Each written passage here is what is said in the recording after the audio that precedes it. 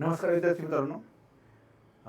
राज्यसेवा पूर्व परीक्षा 2025च्या आजच्या प्रश्नपत्रिकेमधील चालू घडामोडी किंवा करंट अफेअर्स या प्रश्नांचं विश्लेषण करण्याकरता मी इथे उभा आहे. एक दोन प्रश्नांमध्ये आजच्या परीक्षेमध्ये विचारलेल्या एक दोन प्रश्नांमध्ये ॲम्बिग्युटी आहे थोडीशी आणि थोडंसं कन्फ्युजन आहे काही ऑप्शनमध्ये.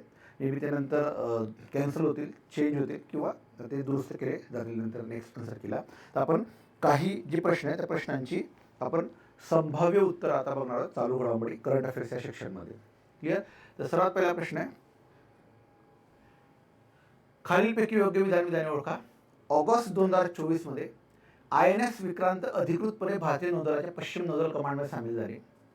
INS विक्रांत INS 1 ही भारतीय नौदलात समावेश असलेली एक विमानवाहू नौका आहे. तामिळनाडूमध्ये बांधलेले अशा प्रकारचे पहिले जहाज आहे. हो, तर कोचीन शिपयार्ड येथे बांधण्यात आलेलं आहे आणि स्पेसिफिकली स्वदेशी बनावटीचं किंवा डोमेस्टिक मेकिंगचं हे पहिलं असं विमानवाहू जहाज असणार आहे. आणि म्हणून इथे ह्या प्रश्नाचं उत्तर अ व ब दोन्ही करेक्ट आहेत. कुठले योग्य विधान आहेत? तर अ व ब दोन्ही विधानं करेक्ट आहेत. पुढच्या प्रश्नाकडे आपण वळणार आहोत. करंटमधल्या जो मुख्य न्यायाधीशांबद्दल किंवा सरन्यायाधीशांबद्दल विचारलेला प्रश्न होता.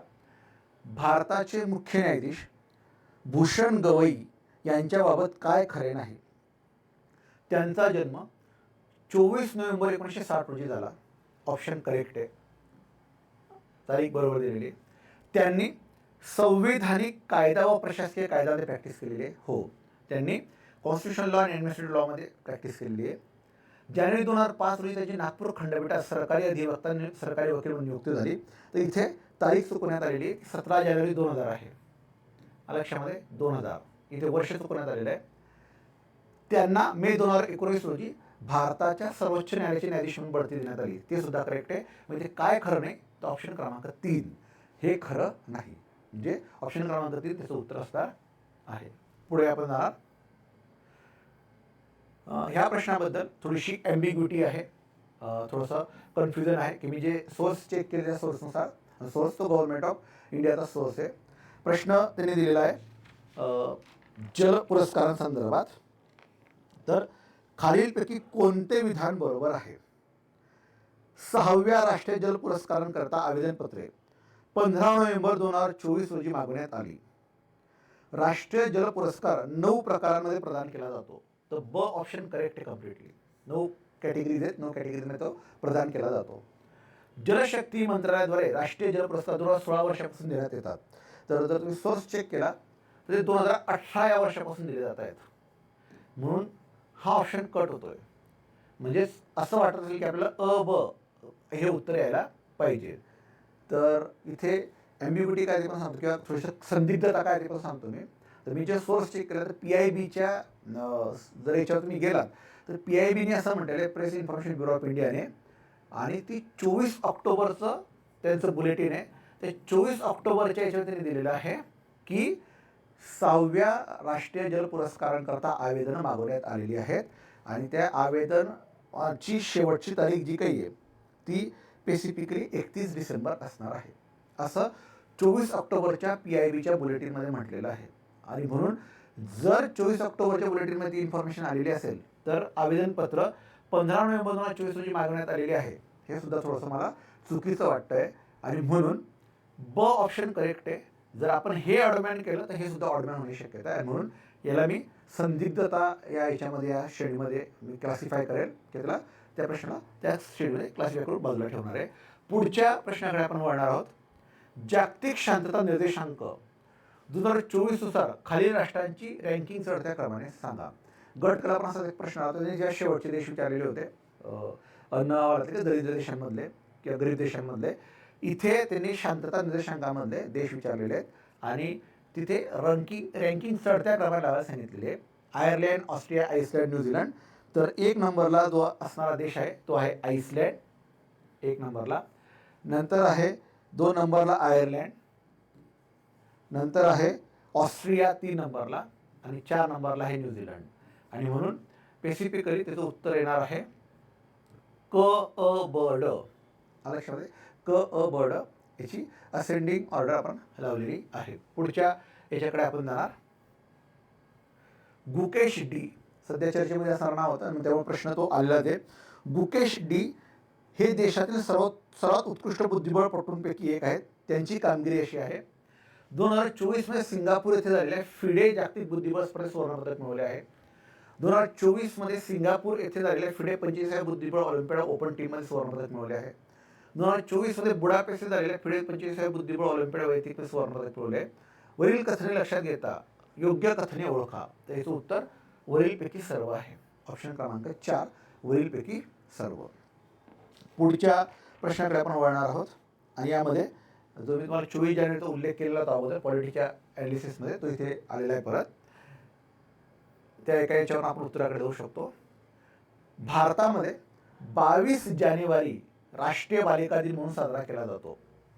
तर इथे तुम्ही उत्तराला ऑड मॅन करू शकता. 22 जानेवारी नसून ते 24 जानेवारी आहे. आणि आपल्याला योग्य विधान ओळखायचं आहे, म्हणजे अविधान योग्य असू शकत नाही. वरीलपैकी सर्व येणार नाही, अ क येणार नाही, अ ब येणार नाही, म्हणजे फक्त ब क करेक्ट आहे. म्हणजे राष्ट्रीय बालिका दिन हा 2008 पासून बालिकेच्या अधिकार जागृतीसाठी साजरा केला जातो. बेटी बचाओ बेटी पढाओ योजना 2015 मध्ये सुरू करण्यात आलेली होती. बेटी बचाओ बेटी पढाओ बद्दल परत प्रश्न आलेला आहे. तो मागच्या पण एका पिरियडला आलेला होता. म्हणून ऑप्शन क्रमांक 2 ब आणि क त्याचं योग्य उत्तर असणार आहे. पुढच्या प्रश्नाकडे वळणार आपण. इथे ब्रिक्स शिखर परिषद विचारलेलं आहे. 16वी ब्रिक्स शिखर परिषद, 15वी ब्रिक्स शिखर परिषद, 14वी ब्रिक्स शिखर परिषद आणि 13वी ब्रिक्स शिखर परिषद असं त्यांनी विचारलं आहे. तर यामध्ये ऑप्शन क्रमांक 4 जे काही त्याचं उत्तर आहे. इकडनं असं उलट, इकडनं असं सुलट असं त्यांनी केलेलं आहे. म्हणजेच काय, तर 16वी ब्रिक्स शिखर परिषद कझानला झालेली आहे. 15वी ब्रिक्स शिखर परिषद ही जॉहान्सबर्गला झालेली आहे. 14वी ब्रिक्स शिखर परिषद ही बीजिंगला झालेली आहे. आणि 13वी ब्रिक्स शिखर परिषद ही नवी दिल्ली येथे झालेली आहे. क्लिअर. म्हणून ऑप्शन क्रमांक 4 4 3 2 1 हे त्याचं उत्तर असणार आहे. पुढच्या प्रश्नाकडे आपण वळणार. परत योजनांबद्दल प्रश्न विचारलेले 2-3. त्यामधला पहिला प्रश्न, अक्षय अन्न योजनेमध्ये लाभार्थ्यांना खालीलपैकी कोणत्या वस्तू मोफत मिळतील? आणि त्यांनी दिलेलं आहे तांदूळ, साखर, लाल मिरची पावडर, हळद आणि ज्वारी. तर इथे पुष्कळशा लोकांनी लाल मिरची पावडर, हळद ऑडमॅन करून अ ब ड असं उत्तर लिहिलं असेल, पण अ ब ड ऑप्शनमध्ये नव्हतंच. तांदूळ साखर तर नक्की मिळणार. लो इन्कम ग्रुप करता ही योजना सुरू करण्यात आली आहे. तांदूळ साखर नक्की मिळणार. ज्वारी महाराष्ट्रामध्ये सर्वात जास्त प्रोडक्शन असल्यामुळे ज्वारी असण्याची शक्यता अधिक आहे. म्हणून अ ब ई असं वाटत असेल तर अ ब ई 3 ऑप्शन आहे. पण नीट लक्षात घ्या, लो इन्कम ग्रुप करता ही सुरू केलेली आहे आणि नाव बघा अक्षय अन्न योजना.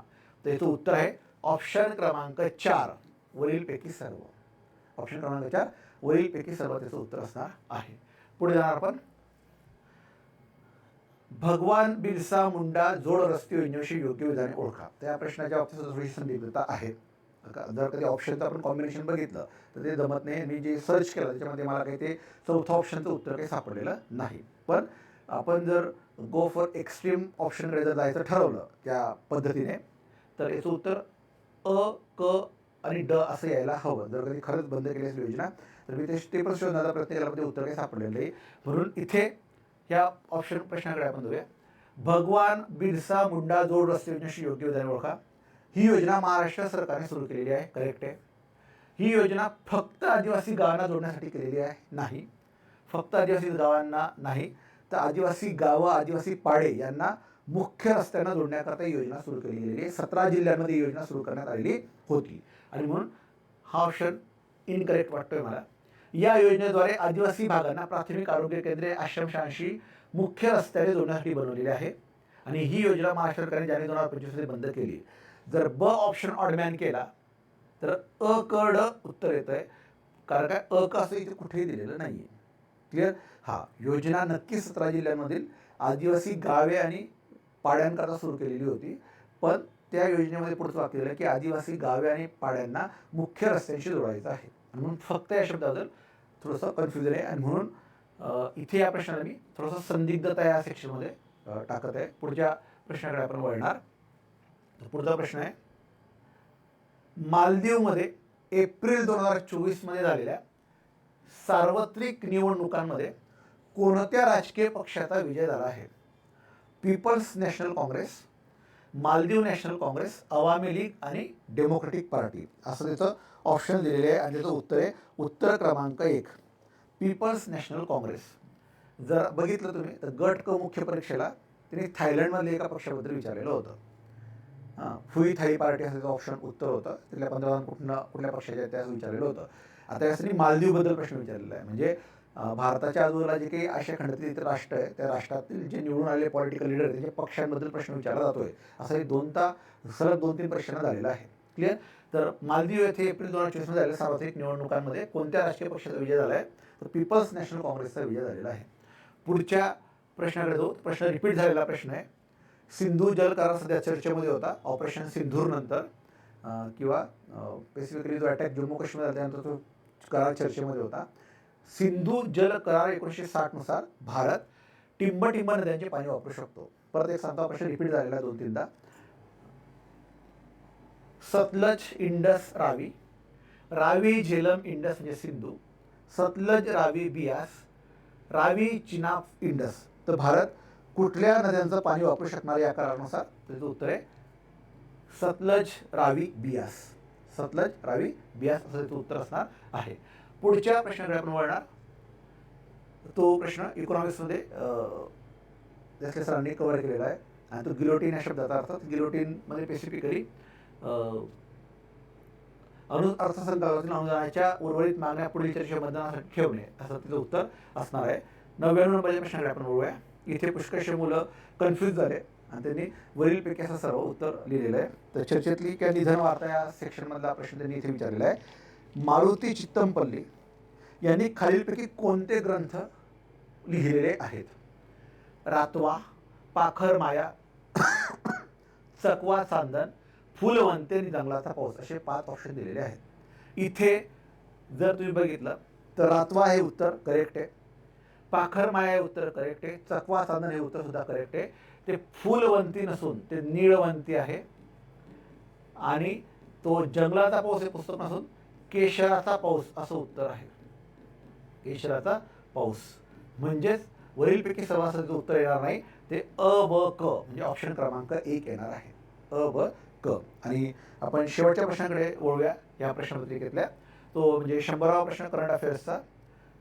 भारताच्या राष्ट्रपती द्रौपदी मुर्मू यांनी 24 जानेवारी 2024 रोजी कोणत्या ठिकाणी कौशल भवन या कौशल्य विकास आणि उद्योजकता मंत्रालयाच्या नवीन इमारतीचं उद्घाटन केलं? एकूण 100 प्रश्नांमध्ये 3 वेळा जवळपास 24 जानेवारीचा उल्लेख आलेला आहे. लक्षामध्ये 4 वेळा जवळपास लोकसंख्या सेक्शनबद्दल प्रश्न आलेला आहे.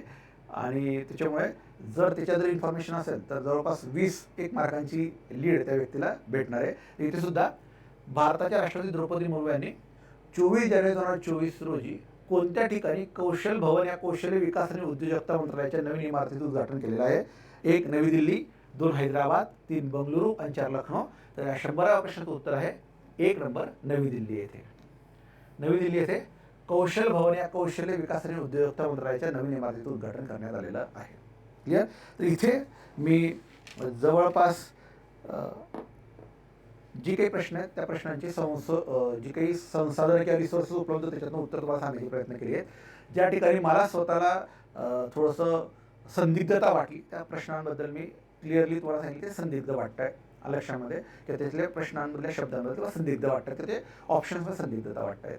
या प्रश्नांची उत्तरं सांगण्याचा एकच भाग असा होता की स्पेसिफिकली पेपरहून आल्यानंतर आपल्याला थोडीशी क्युरिओसिटी असते की काय उत्तर असेल, मी गोल केलेलं उत्तर करेक्ट आहे की नाही, किंवा पेपर झाल्यानंतर सगळ्यांना वाटत असतो की पेपर आपला सगळ्यांचा चांगला गेलेला आहे. तर जस्ट उत्तरं तुमच्या क्युरिओसिटीकडे सांगण्याचा प्रयत्न केलेला आहे. क्लिअर. तर हे तुम्हाला पुढच्या येणाऱ्या आगामी गट बारी गट क परीक्षांकरता मार्गदर्शक ठरतील अशी मी आशा करतो. आणि इथे मी डॉक्टर हर्षल कुलकर्णी ह्या विश्लेषणाकरता जे काही मी रिसोर्सेस वापरून तुम्हाला उत्तर सांगण्याचा प्रयत्न केला ते काम मी आता इथे थांबवतो. आणि जवळपास आपण सगळ्या 100 प्रश्नांची उत्तरांची रिसोर्सद्वारे उत्तर सांगण्याचा प्रयत्न केलेला आहे. 1-2 प्रश्नांमध्ये थोडीशी संदिग्धता असण्याची शक्यता आहे. ते आयोग जोपर्यंत 3 दिवसात आन्सर की देईल त्यावेळेस ते क्लिअर होतील. तर ही उत्तर सांगण्याचा प्रयत्न केलेला आहे आणि तुम्ही ती शांतपणे ऐकून घेतल्याबद्दल धन्यवाद. आणि इथे आपण थांबूया. धन्यवाद.